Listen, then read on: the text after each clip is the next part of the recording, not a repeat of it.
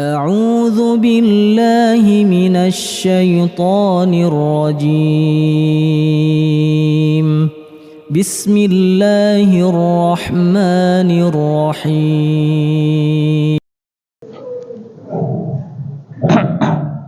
Bismillah.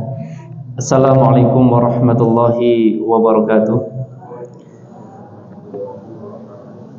Innal hamdalillah nahmaduhu wa nasta'inuhu wa nastaghfiruh wa na'udzu billahi min sururi anfusina wa min sayyiati a'malina man yahdihillahu fala mudhillalah wa man yudlil fala hadiyalah. Asyhadu an la ilaha illallah wa asyhadu anna Muhammadan abduhu wa rasuluh.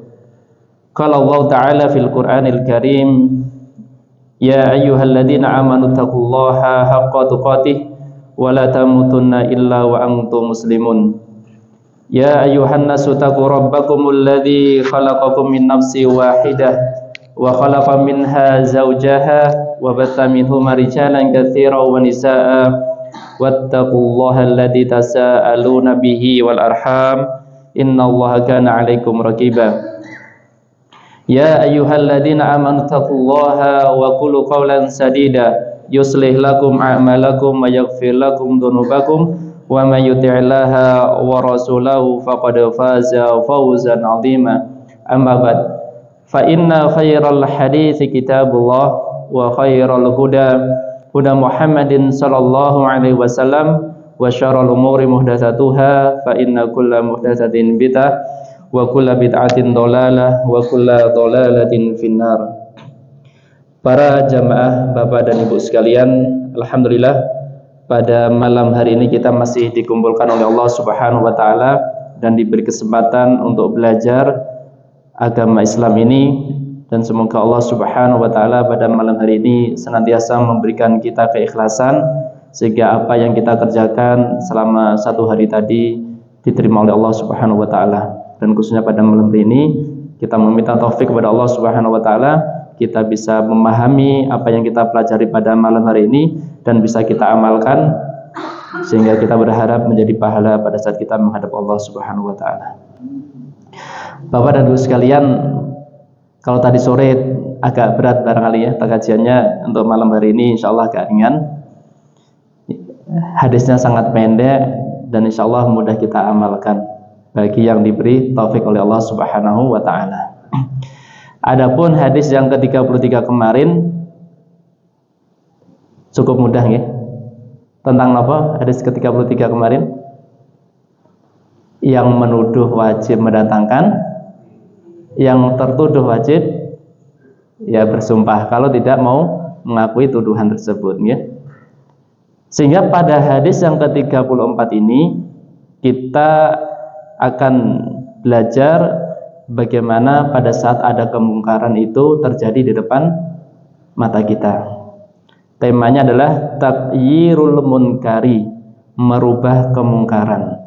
Tema hadis yang ke-34 adalah taghyirul munkar, merubah kemungkaran. Hadis ini diriwayatkan oleh An Abi Sa'idin Al-Khudri radhiyallahu anhu qala. Ya silakan diikuti. Sami'tu Rasulullah sallallahu alaihi wasallam yaqulu man ra'a minkum munkaran falyughayyir biyadihi falyughayyirhu biyadihi fa illam yastati fabilisanihi fa in lam yastati fabiqalbihi wa dzalika ad'aful imani. Rawahu Muslim. Nggih. Mudah dipahami napa mboten? Mudah nggih. Kita baca artinya rumiyin. Dari sahabat Sa'id Al-Khudri, semoga Allah Subhanahu wa taala meridhoinya. Qala, dia berkata, sami'tu, aku mendengar Rasulullah sallallahu alaihi wasallam, dari Rasulullah sallallahu alaihi wasallam, yaqulu, Rasulullah bersabda, man, siapa, ro'a, melihat, minkum, di antara kalian, munkaron, kemungkaran, fal yughayyirhu biyadihi, maka hendaklah merubahnya dengan tangannya. Fa illam yastati fabilisanihi, seandainya belum mampu maka rubahlah dengan lisan. Fa illam yastati fabiqalbihi, seandainya itu belum mampu juga maka hendaklah merubahnya dengan hatinya. Wadzalika ad'aful iman, yang demikian itu adalah selemah-lemahnya iman. Rawahu Muslim. Bapak dan Ibu sekalian, sekilas sangat mudah ya. Barang siapa yang melihat ini, kalau ada sebagian ustadz ya menafsirkan harus melihat secara langsung Bapak dan Ibu sekalian. Tapi ada sebagian yang kadang bisa dari mendengar. Misalnya kalau melihat langsung di depan mata kita nyata itu ada perbuatan kemungkaran, maka di dalam Islam tidak boleh tajasus. Kenapa tajasus itu? Memata-matai. Kelihatannya nih, ya, saya curiga dengan bapak ini. Setiap hari membawa ya tas hitam ke rumah, ya. Kira-kira ada apa? Ya, terus dia memata-matai. Ya. Padahal tasnya isinya apa? Buku, karena setiap hari kajian di Babu Salam. Ya. Tapi karena curiga, kadang ya memata-matai terus, ya. Itu tidak diperbolehkan. Ya. Makanya harus melihat kemungkaran secara langsung. Ini ya sebagian pendapat dari ulama. Ada juga yang menyebutkan ada ya boleh dari mendengar saja. Oh, tadi saya melihat ya bapak tadi merokok atau tidak berpuasa di siang hari dengan sengaja. Ya, tapi tidak melihat secara langsung.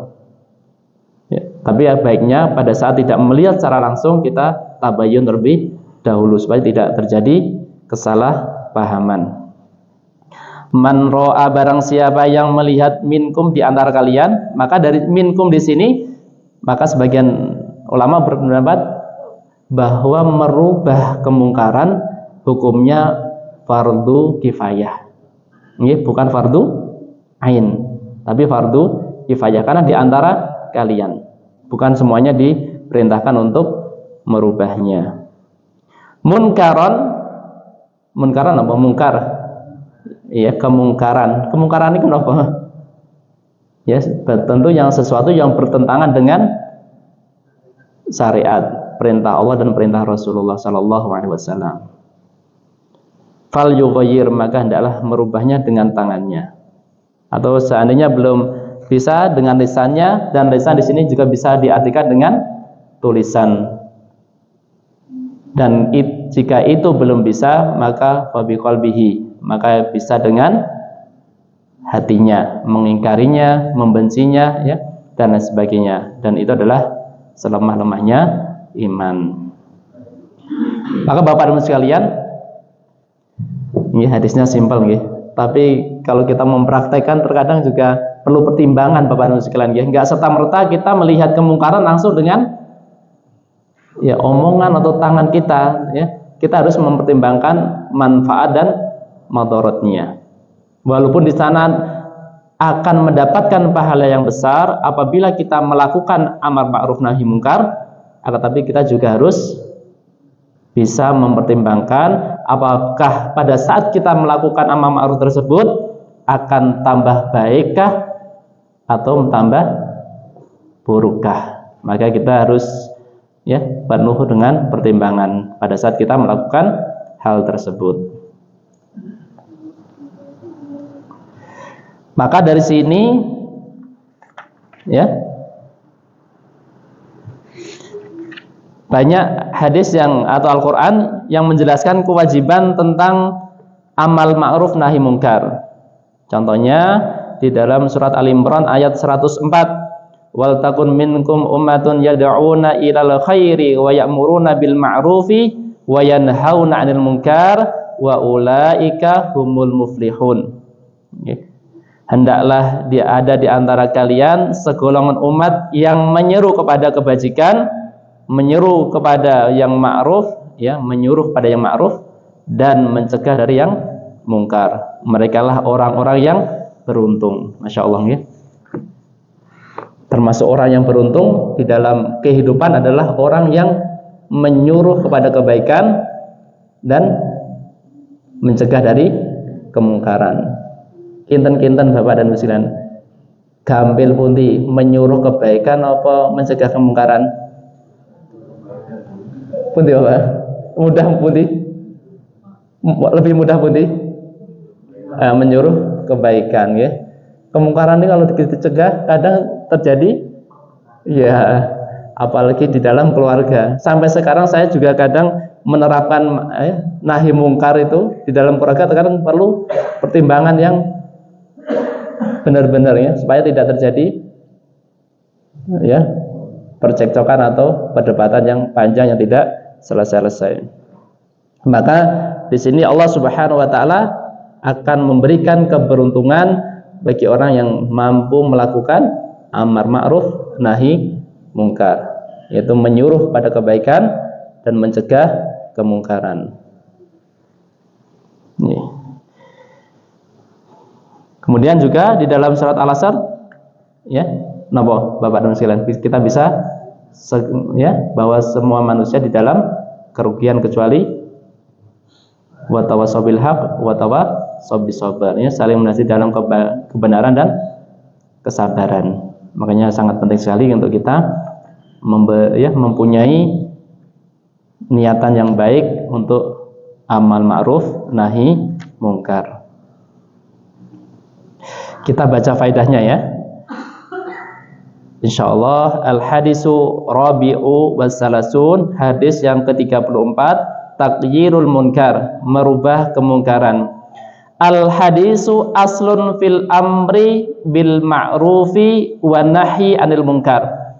Hadis yang ke-34 ini Bapak dan Ibu sekalian adalah hadis yang menjadi pondasi kita pada saat kita melakukan menyuruh kepada kebaikan dan mencegah dari kemungkaran. Pondasinya ada pada hadis yang ke-34 ini.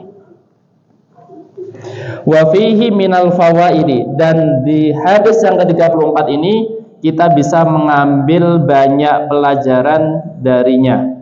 Nomor setunggal, wujubu taghyiril munkari, wajibnya kita merubah kemungkaran. Karena salah satu pilar yang bisa menegakkan agama Islam adalah amal ma'ruf nahi mungkar. Kalau semua orang terdiam dari amal ma'ruf nahi mungkar, kira-kira Islam akan jaya napa mboten? Nggih. Susah untuk jaya, ya. Enggak mungkin. Enggak ada orang yang menyuruh kebaikan kemudian tidak ada orang yang mencegah dari kemungkaran, Islam akan jadi tegak, ya.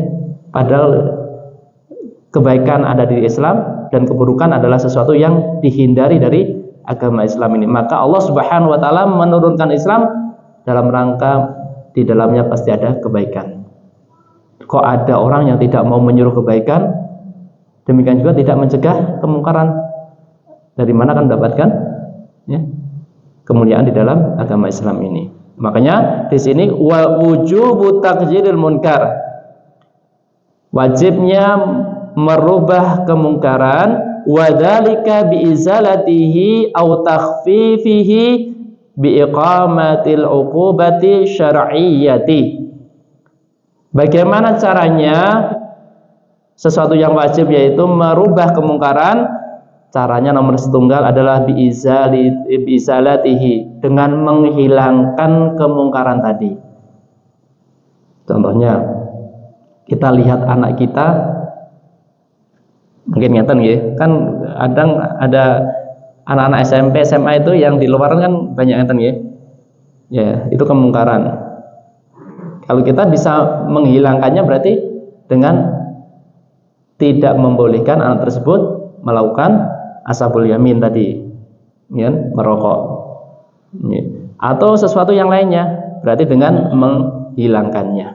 Au takhfifihi, atau kita meringankan, memperkecil kemungkaran yang terjadi pada orang tersebut. Contohnya, ya, contohnya anak kita tiap hari, ya, main HP lama sekali, mungkin lebih dari 10 jam atau apa ya. Akhirnya matanya rusak. Kalau kita langsung mengekat, akibatnya apa? Anak-anak langsung bahagia atau langsung stres atau pripun? Stres. Makanya kita kurangi sedikit demi sedikit. Kemungkaran yang terjadi pada anak tadi tidak langsung serta-merta kita putuskan, tapi kita kurangi sedikit demi sedikit, yaitu dengan bitakhfifihi, dengan mengurangi kemungkarannya tadi. Wa biiqamatil uqubati asy-syar'iyyati ala fa'ilihi, atau dengan menegakkan, ya, menegakkan hukuman yang disyariatkan kepada orang yang mengerjakan kemungkaran tadi.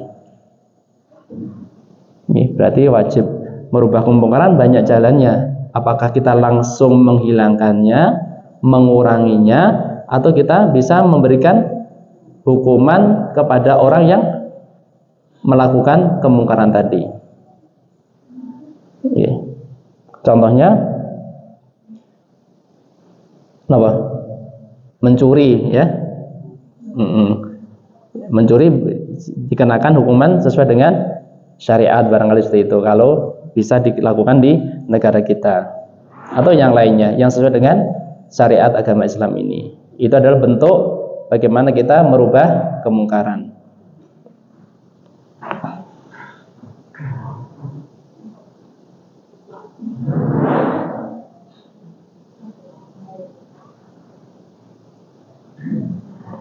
Nomor kali, anna taqyirul munkari fardu kifayatin ala man alima bihi wa qadara ala taqyirihi biyadihi aw lisanihi. Sesungguhnya merubah kemungkaran itu wajib, fardu kifayah. Untuk siapa? Untuk orang yang mengetahui bahwa itu kemungkaran dan mampu untuk merubahnya dengan tangannya atau dengan lisannya. Ini fardu kifayah. Maksudnya fardu kifayah itu bagi siapa? Nomor setunggal bagi orang yang mampu merubahnya dengan tangannya, yang kedua mampu merubahnya dengan lisannya. Wa amma taqyiru biqalbi fa fardu ainin, adapun merubah dengan hati maka wajib hukumnya. Kalau kita tidak mampu tadi kan ya, tangan tidak bisa, lisan tidak bisa, wajib dengan hati kita. Entah itu pengingkaran, membenci, atau berkeinginan itu tidak terjadi pada diri kita atau orang lain. Jangan dipahami ya. Fardu ainnya bagi siapa? Itu bagi, kalau kita semua lihat kemungkaran, ya sebenarnya semua terbebani fardu ain karena kita mempunyai hati semuanya. Nggak ada ada orang hidup tanpa hati, ya. Pasti punya hati, maka fardu ain. Tapi kalau kita merubahnya dengan tangan kita atau lisan kita, itu baru ya bisa masuk kepada fardu kifayah. Makanya ada seorang ulama mengatakan pengingkaran sesuatu kerusakan dengan hati adalah wajib bagi setiap muslim dalam segala keadaan. Pengingkaran dengan hati bagi setiap muslim pada saat melihat kemungkaran adalah wajib. Adapun pengingkaran dengan lisan dan tangan itu dilihat sesuai dengan kemampuan masing-masing. Contohnya, dulu di perumahan itu ada tempat yang gelap Di situ banyak tempat kumpul laki-laki dan perempuan. Sampai takmir masjid itu gerah dengan tempat itu. Ya. Akhirnya digerebek tempat itu. Ya. Tapi sebenarnya kalau kita beriman wajib juga mengingkari hal itu supaya tidak terjadi pada tempat itu. Karena tadi sudah sepakat, warga sepakat untuk tidak setuju adanya hal tersebut, maka dimusnahkan dengan perbuatan atau dengan tangan orang yang berwenang di perumahan tadi.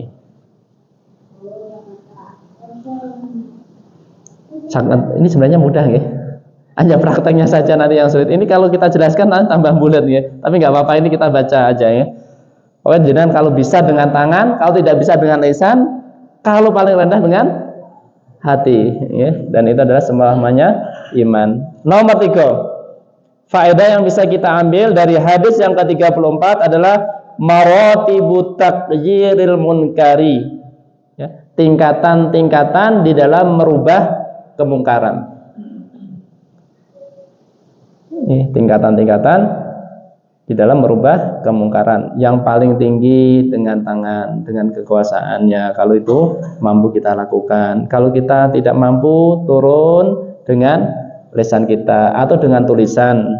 Ya, itu dalam merubah kemungkaran. Kalau mentok sudah tidak bisa, wajib dengan hati kita, yaitu dengan mengingkarinya, membencinya, dan berharap tidak terjadi perbuatan tersebut. Kalau hati sudah melihat kemungkaran kok tidak benci, tidak mau mengingkari, berarti ada sesuatu yang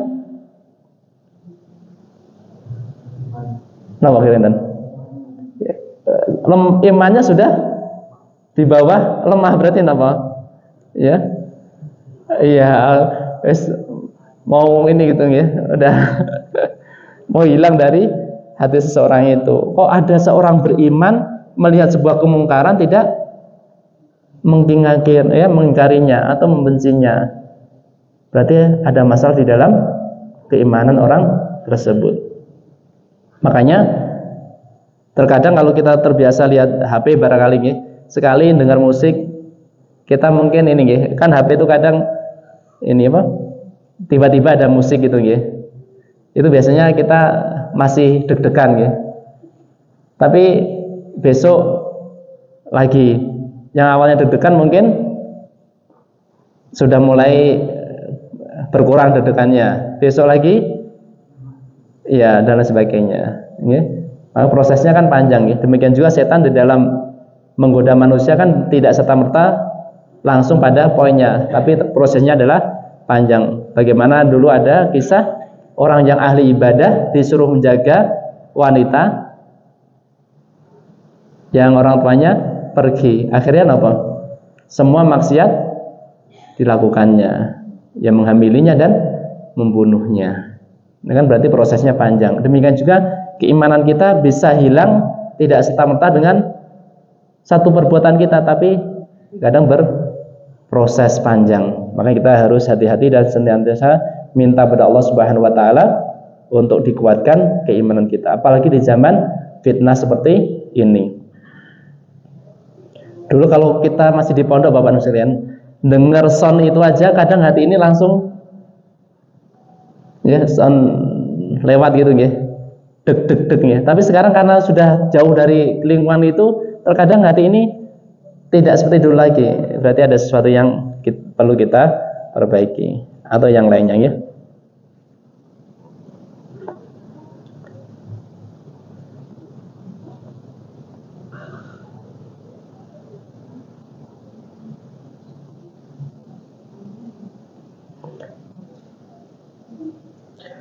Nomor sekawan, anna a'la maratibi taqyiril munkar taqyiruhu bil yadi. Sesungguhnya tingkatan yang paling tinggi di dalam merubah kemungkaran adalah merubah kemungkaran tersebut dengan tangan.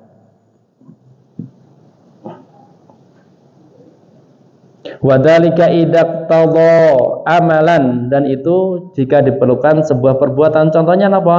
ka'idla fi alatil munkar. Contohnya kita ya dengan tangan itu contohnya apa? Kita merusak alat kemungkaran. Contohnya kalau kita ya napa kira-kira Bapak Ibu sekalian? Yang paling mudah di keluarga ya. Anak kita mungkin bawa gini itu ya, barangkali di rumah yang sudah kita nasihati kok masih bawa alat musik di rumah, ya kita tahu dan kita ingin anak kita selamat dunia akhirat, akhirnya kita menghilangkan alat musik tersebut. Ya. Wal ainil muharramah, dan pandangan yang diharamkan. Wa uqubatihi fa'ilihi, dan memberikan hukuman kepada pelakunya. Wa min dzalika iqamatul hudud wa taghyirat mimma huwa ila sultan, dan itu diantara penegakan hukum had dan perubahan-perubahan di dalam kemungkaran yang mana itu kembali kepada pemerintah. Ya, artinya hukum had yang tidak serta-merta kita bisa mengerjakannya, tapi itu semua kembali kepada pemerintah, penguasa kita, apakah mau melakukannya atau tidak.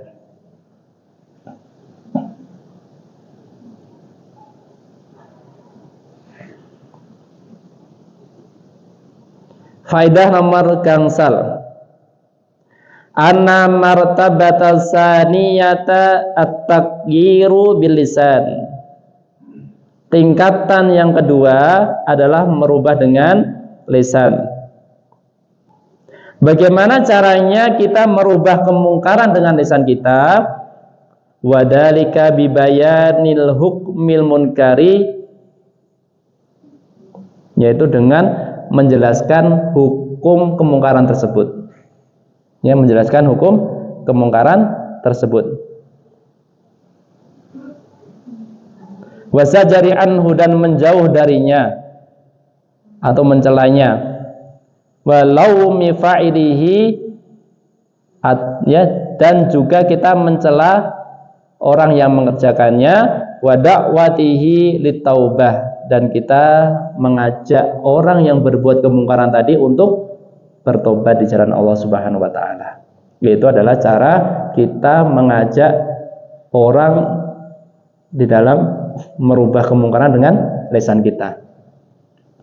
Apa mau menjelaskan hukumnya, ya, menjelaskan hukumnya, kemudian membencinya, mencela pelakunya, bisa juga ya, sesuai dengan kondisinya. Atau kita mendoakan, mengajak orang yang melakukan kemungkaran tadi untuk bertobat kepada Allah Subhanahu wa taala.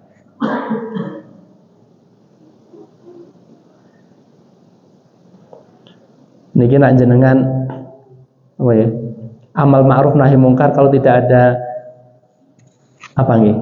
Perasaan cinta sesama saudara yang terjadi banyak napa nih?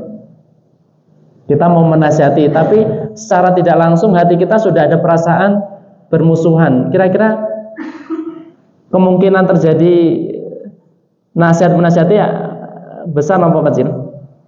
Kecil nggih. Makanya penting sekali pada saat kita menasihati harus ditumbuhkan rasa kecintaan kepada saudara kita. Nanti insya Allah ritmenya akan lebih mudah. Tapi terkadang orang susah, nggih. Orang susah menurunkan egonya sampai selevel. Biasanya kan orang yang merasa benar ini merasa di atas. Wah, aku benar, kamu salah. Ya, di dalam nasihat-nasihatin nanti pasti dia memosisikan lebih baik dibandingkan orang yang berbuat maksiat tadi. Padahal itu nanti kemungkinan untuk terjadi gesekan, bantah-bantahan akan besar dibandingkan apabila kita mengetahui teman kita, saudara kita melakukan kesalahan, kita juga merendahkan diri kita, nanti ngobrolnya akan lebih nyantai, lebih akan masuk. Makanya ma kharaja minal qalbi waqa'a fil qalbi, apapun yang keluar dari hati pasti akan masuk ke dalam hati. Ya, nggak mungkin ya ada orang ya yang Nabi Muhammad bagaimana, kan beliau kan nyantai ya dalam berdakwah, dalam menasihati, nggak merasa paling benar dan sebagainya, sehingga nasihat itu mudah masuk ke dalam hati-hati orang yang dinasihatinya. Contohnya tetangga kita mabuk-mabukan, langsung kita nasihati, kira-kira apa yang terjadi? Ya, bisa perang tetangga, ya, bukan perang ketiga tapi perang tetangga. Iya aku salah, tapi aja ngono carane kan gitu. Apalagi kita suami istri aja kadang ya, kalau kita melihat istri berbuat salah atau suami berbuat salah langsung dinasihati juga tidak serta-merta menerimanya, apalagi orang lain. Ya, makanya perlu dengan ya bahasa hati untuk menasihatinya itu. Tapi kadang berat Bapak Rusyan ya, menghadirkan bahasa untuk bisa memahami orang itu terkadang tidak semua orang dimudahkan. Kadang kita pakai apa Bapak Rusyan? Otak kita, ya, akal kita. Semua harus sesuai dengan logika, ya. Padahal semua tidak seperti itu. Makanya harus dalam menasihati, poin yang paling penting adalah kita memenuhi kebutuhannya dulu, ya. Artinya ya sering dikasih dulu, insya Allah itu lebih mudah untuk kita tarik sesuai dengan yang kita inginkan. Makanya di sini ada kajian makan malam, ya. Insya Allah itu salah satu supaya kita lebih tertarik dengan kajian ini. Anna matabasaniya at-taghyiru bilisan wa dzalika bi bayanil hukmil munkar wa zajari anhu wa laumi fa'ilihi wa da'watihi litaubati. Ya, ini cara di dalam merubah kemungkaran dengan lisan.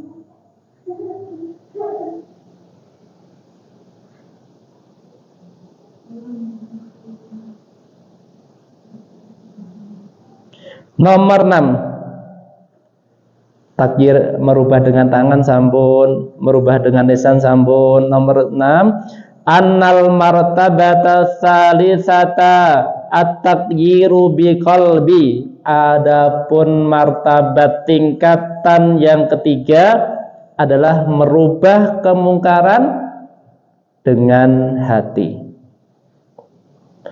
Wadhalika bibughdil munkari. Bagaimana caranya kita merubah kemungkaran dengan hati? Caranya pun nomor setunggal adalah kita wajib benci dulu dengan kemungkaran tadi. Ya, wajib benci dengan kemungkaran. Dulu saya kalau kerja di bengkel Bapak Nusrian, kerja di bengkel itu awalnya saya polos itu. Kan kadang kalau kerja di bengkel itu oli 5 liter itu kan kalau dituangkan ke mobil kan penuh ya, melebar. Itu awalnya kan teman-teman itu ayo dikumpulkan ya, atau minimal di bawah strip sedikit, di bawah maksimal itu. Kan kita lumayan ya.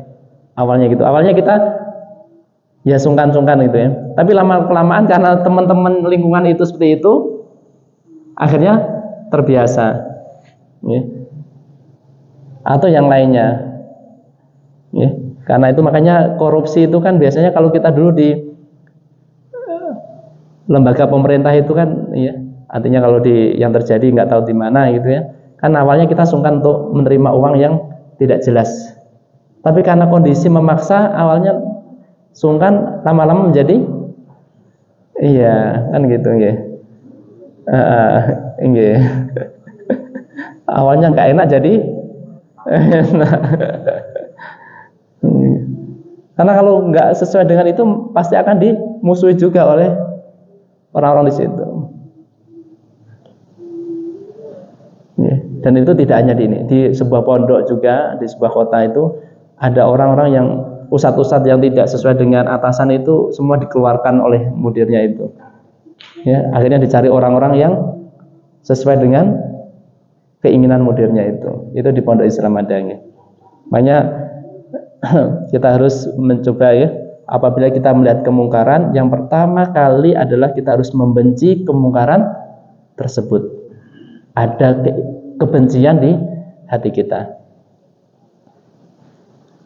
Anna martabat salisata at-taghyiru biqalbi. Wa dzalika bi bughdil munkar, yaitu dengan benci kemungkaran tersebut, wa rahbatis shadiqati fi zawalihi, dan adanya niat yang benar di dalam menghilangkannya. Ini sampun wonten kebencian, kemudian juga ada niat kita pengen kemungkaran tadi hilang.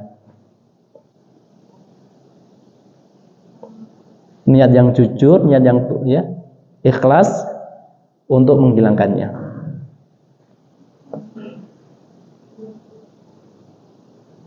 Wal azmi ala taqyirihi bil qawli wal fi'li law amkana dalika. Dan yang terakhir Bapak Nusilan, bagaimana caranya merubah kemungkaran dengan hati adalah azm, adanya semangat untuk merubahnya dengan perkataan atau dengan perbuatan seandainya itu memungkinkan untuk dikerjakan.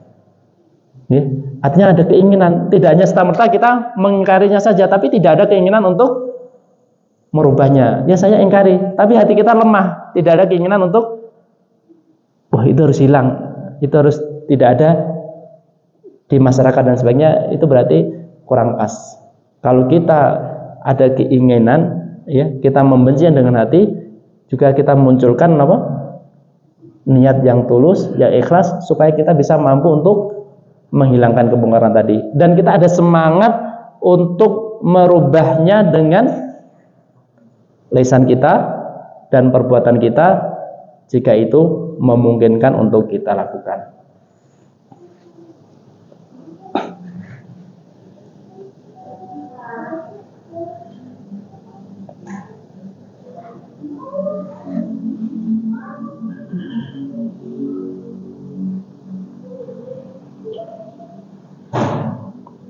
Faedah nomor pinten?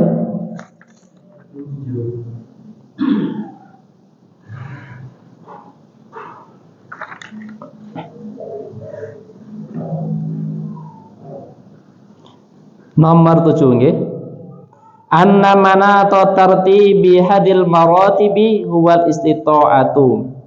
Ya, artinya loncatan-loncatan di dalam urutan amal ma'ruf nahi mungkar tadi, entah itu dengan tangannya, dengan lisannya, atau dengan hatinya, itu sesuai berdasarkan kemampuan orang tersebut.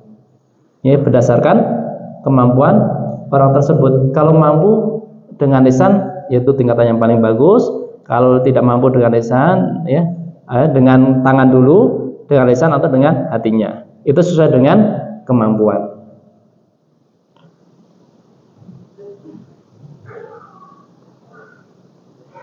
Fala yusaru ilal martabati dunya ma'al qudratihi ala ma fawqaha. Ya.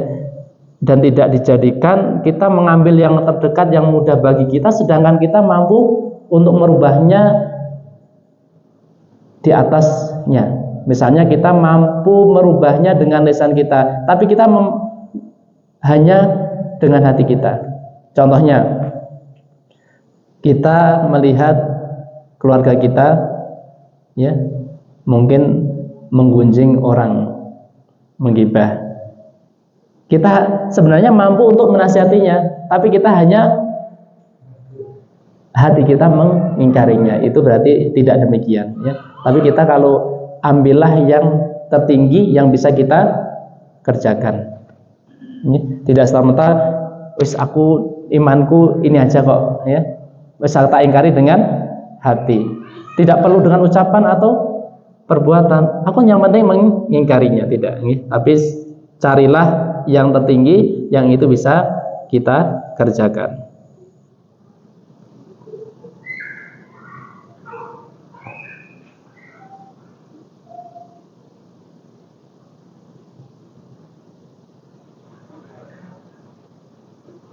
Nomor 8. Anna man ghayyara bima yastati'u faqad qadama 'alaihi kama qala Abu Sa'id bari'ad damatuhu. Ya. Sesungguhnya orang yang merubah dengan apa yang sesuai dengan kemampuannya, sesungguhnya orang itu sudah membebaskan kewajiban dari dirinya. Ya. Artinya sudah tidak ada kewajiban bagi kita, karena sudah berusaha untuk merubah kemungkaran yang kita lihat. Anna man ghayyara bima yastati'u faqad qadama 'alaihi.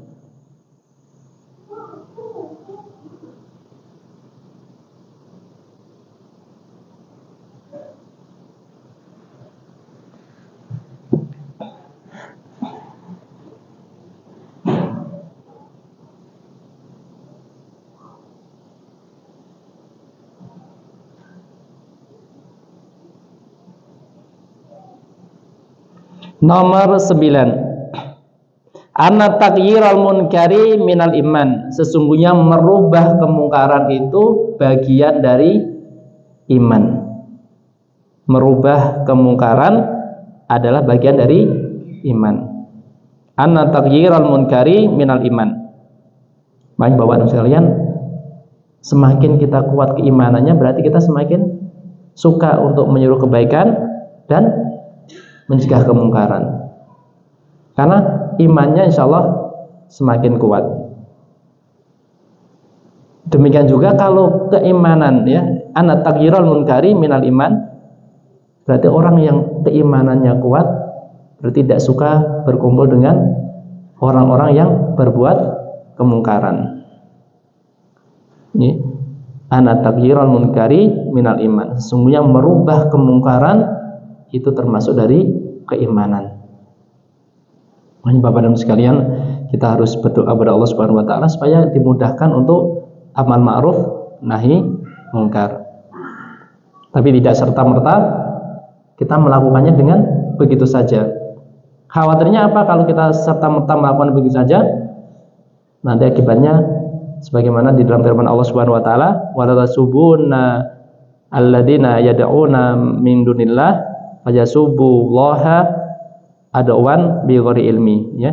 Dan janganlah kalian mencela, ya, orang-orang yang menyembah selain Allah Subhanahu wa taala kemudian mereka mencela Allah Subhanahu wa taala secara berlebihan tanpa ilmu. Artinya kita harus mempertimbangkan manfaat dan madaratnya. Mempertimbangkan manfaat dan madaratnya. Maka di dalam dakwah, ya, fikih dakwah, kita harus mempertimbangkan apabila pada saat kita amal ma'ruf nahi mungkar,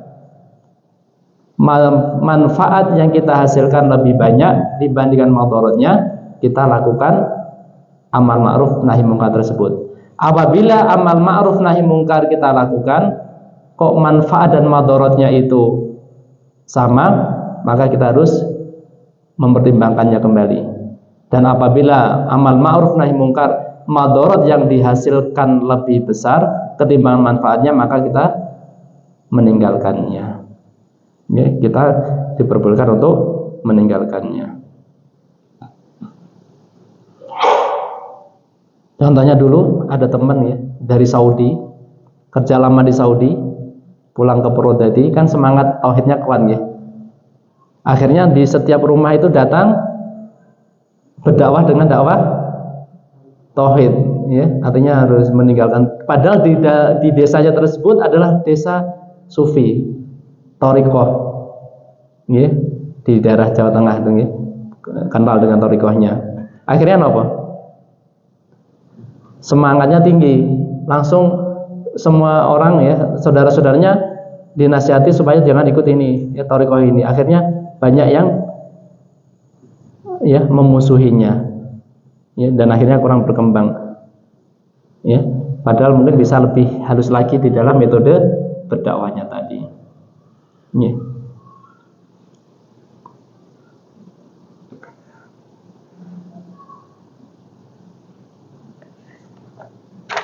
Faidah nomor 11. Anal amala minal iman, amalul qalbi awil jawarih.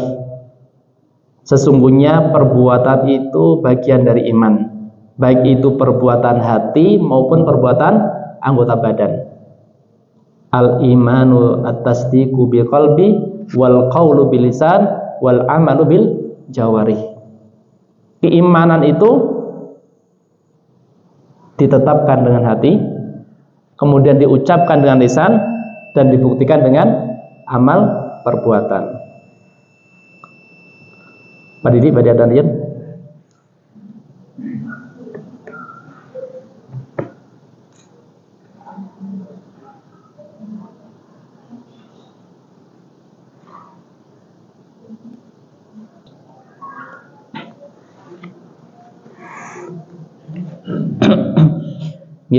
Faedah nomor 11, anal amala minal iman amalul qalbi awil jawarih. Ya, sesungguhnya amalan perbuatan itu bagian dari iman, baik itu amalan hati maupun amalan anggota badan. Makanya keimanan tidak hanya diyakini di dalam hati saja, tapi perlu diucapkan dengan lisan dan dibuktikan dengan amal perbuatan. Kalau hanya dengan hati saja, iblis yakin apa buatan bahwa Allah itu Tuhannya? Yakin, tapi tidak mau mengakuinya, tidak tunduk pada perintah Allah Subhanahu wa taala. Makanya kalau ada sebagian orang yang berkeyakinan, saya yakin dalam hati bahwa Allah itu Tuhan saya, tapi tidak mau mengucapkan dengan lisan dan tidak mau mengerjakan amal dengan anggota badan, maka belum sempurna keimanannya dan tidak diterima keimanannya. Makanya Bapak Ibu sekalian, karena pentingnya amal ma'ruf nahi mungkar ini dan itu adalah bagian iman, maka kita harus semangat untuk amal ma'ruf nahi mungkar. Kenapa? Bahayanya orang yang tidak mau amal ma'ruf nahi mungkar, yang nomor pertama, bahaya nggih, apabila tidak ditegakkan amal ma'ruf nahi mungkar bagi diri kita. Yang pertama adalah khawatir kita ada sifat orang munafik. Dalilnya adalah dalam surat At-Taubah ayat ke-67. Sifat orang munafik, orang-orang munafik laki-laki dan perempuan sebagian dengan sebagian yang lain adalah sama. Mereka menyuruh membuat yang mungkar dan melarang berbuat yang ma'ruf. Kebalikan kan ya?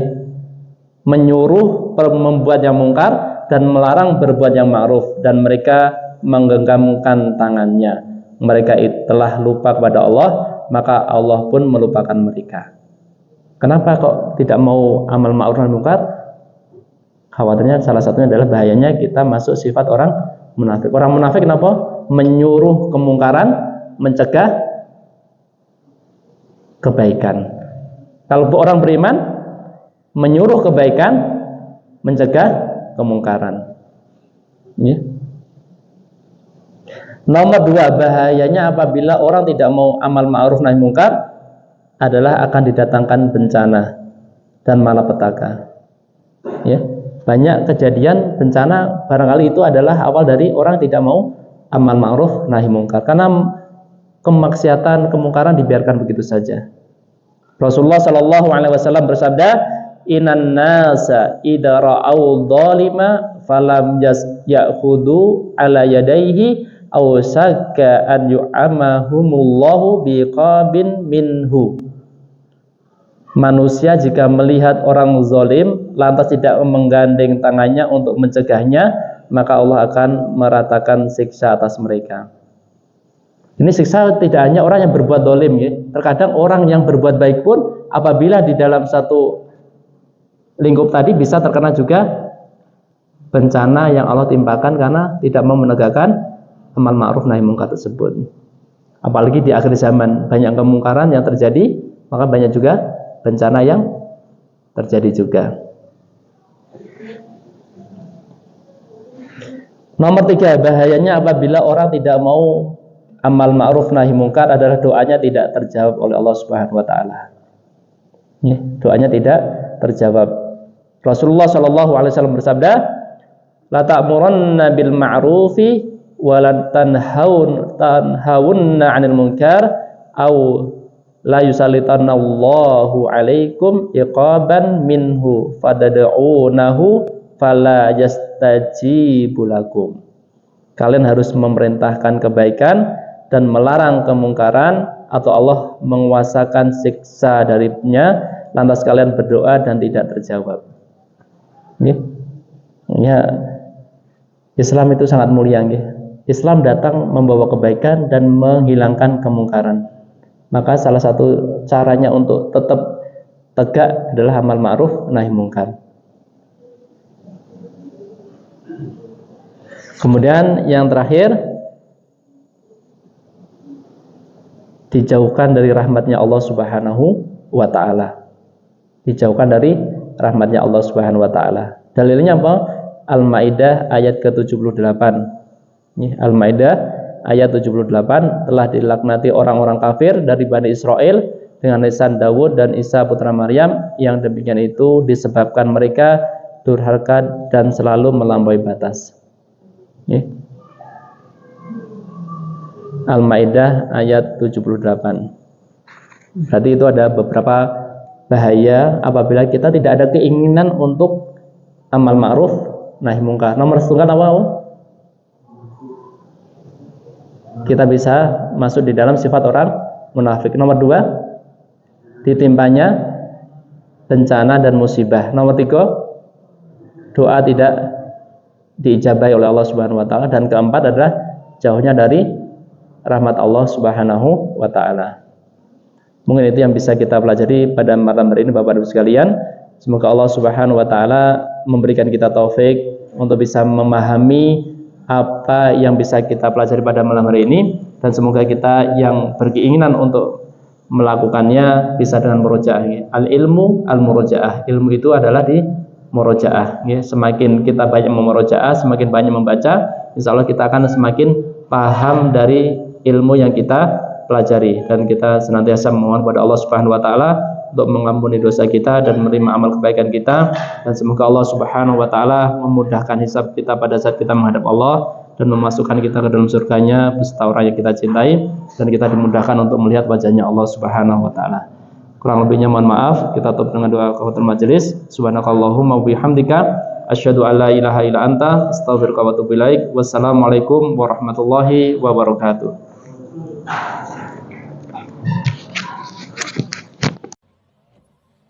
لئن شكرتم لأزيدنكم ولئن كفرتم إن عذابي لشديد